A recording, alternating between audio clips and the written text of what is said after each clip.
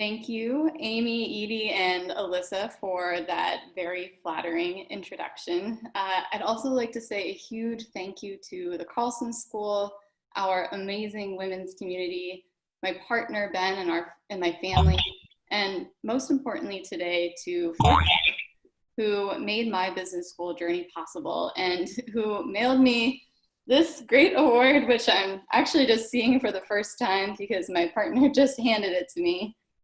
Wow, it's pretty amazing. Thank you so much. I'm gonna put it down, it's a little heavy. I clearly remember sitting at the Forte conference in Atlanta 2 years ago, surrounded by 1,000 other women about to embark on their MBA journeys. I remember the joy of stepping into an elevator full of future female leaders in their power suits.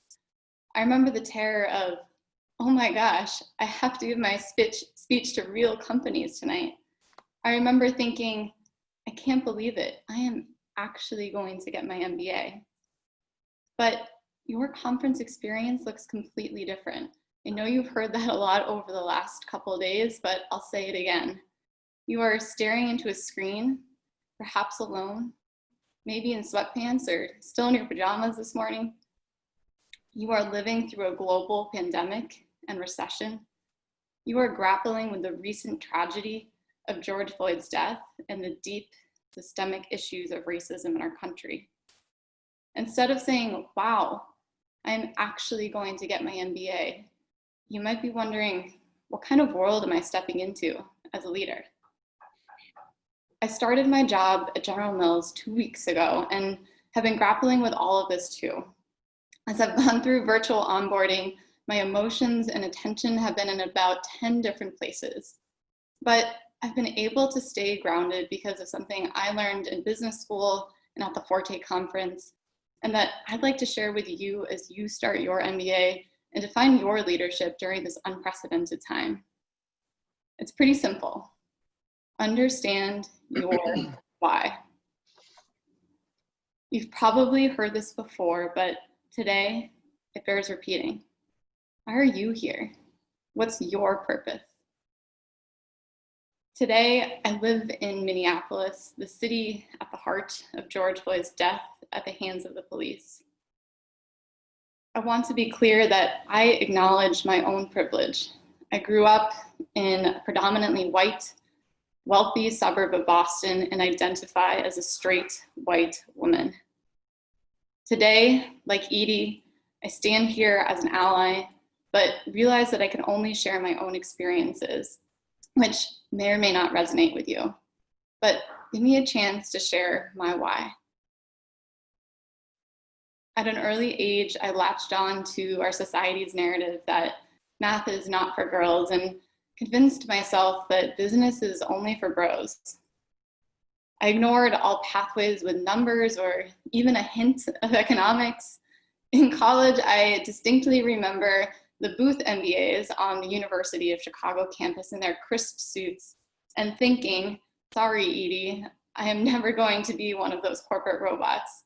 Don't worry, I've since revised my opinion. I went on to a career in education and spent the next 5 years working for Chicago Scholars, a nonprofit that trains Chicago's first generation students to access college and enter the workforce as leaders. This work exposed me to the glaring education and career gaps for first generation and students of color. Our students they are so talented, but they did not have the generations of family connections and knowledge that so many of us, myself included, often take for granted. Once they entered careers, they also did not have adequate support from their employers to help close that gap. And over time, this has built an extreme imbalance of power in our leadership landscape. Maybe you're wondering what I mean by leadership landscape. We usually use landscape to describe spaces like rolling hills, skyscrapers, mountains. But I want you to close your eyes with me and imagine this landscape as a room with all 500 of the Fortune 500 CEOs. When we look across that landscape together, we see an ocean of white men. We see 4 Black men and a few lonely islands of women, 7% to be exact. There are no Black women and just 3 openly LGBTQ+ leaders. 5 years into my work at Chicago Scholars, I kept returning to the question, is there a way that all of us can do more, can do better to change this landscape? Now, Chicago Scholars was and still is at the cutting edge of this work. So given my bias against business and my love for that organization, I didn't immediately go, aha, yes, business school is my next step. But as I started vocalizing my desire to transform organizations on a broader scale, the female leaders at Chicago Scholars encouraged me to think about an MBA. Seeing their ability to combine mission with business savvy and the power of their ability to scale investment in the talent of our students, I finally overcame my fear of numbers and business pros, applied to Forté's MBA launch program, and started my business school journey. That is when I found my why. I would do my part to transform the leadership landscape and invest in others' potential during business school and after as a human capital leader. I would pay forward the investment that Forté had made in me and so many other female leaders too. And part of that is standing up here today because you are the next generation of leaders and you will play a role in changing that landscape too. So as you embark on this MBA journey, I encourage you to reflect, understand, and perhaps even re-examine your why. Your why will be different than mine. That is good. As Alyssa shared yesterday, we have a lot of big challenges to tackle. And luckily, a lot of really smart women in this virtual room.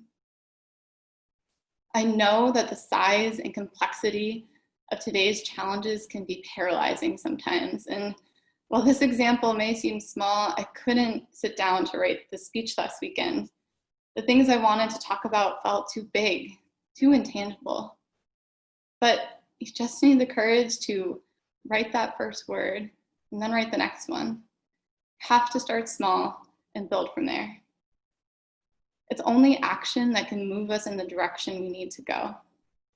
And although we are all apart right now, just like Edie said, we have to act together because this is about all marginalized communities. It's about women, it's about Black, Indigenous, and people of color. It's about queer, first generation, immigrant, veteran, and disabled communities. As we said yesterday, we all rise together. So as you get ready to start your MBA and your leadership journeys, I'm asking you to see the present challenges not as obstacles, but as opportunities to re-examine your why and create positive change together. You are the next generation of leadership, and you will be stronger because you will lead through this moment in history. And although we are not together in person in a crowded room of 1,400 women in power suits, which I wish we were, imagine that we are together, a sea of strength and encouragement, grounded in our collective whys, in our belief in each other. This is where the work begins. Thank you.